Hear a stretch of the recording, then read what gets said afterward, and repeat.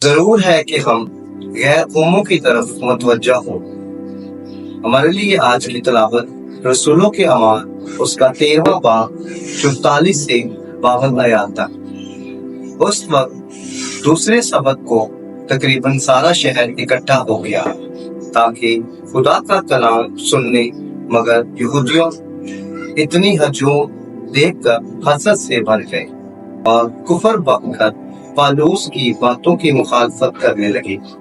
تب پالوس اور برناباس دلیری کے ساتھ بولے کہ ضرور تھا کہ خدا کا کلام پہلے تمہیں سنایا جائے، لیکن اس لیے کہ تم اسے رد کرتے ہو اور اپنے آپ کو ہمیشہ کی زندگی کے ناقابل ٹھہراتے ہو، تو دیکھو ہم غیر قوموں کی طرف متوجہ ہوتے ہیں، کیونکہ خداوند نے یوں ہی ہمیں حکم دیا ہے کہ میں نے تجھ کو تعین کیا لیکن کہ غیر قوموں کے لیے نور ہو، تاکہ زمین کی انتہا تک تیرے ذریعے سے نجات پہنچے۔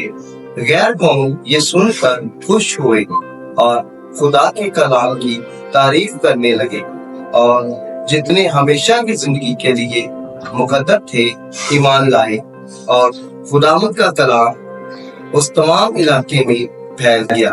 مگر یہودیوں نے خدا پرست عزت دار عورتوں اور شہر کے رئیسوں کو ابھارا اور پالوس اور برناباس کے خلاف فساد برپا کیا اور انہیں اپنی سرحدوں سے نکال دیا۔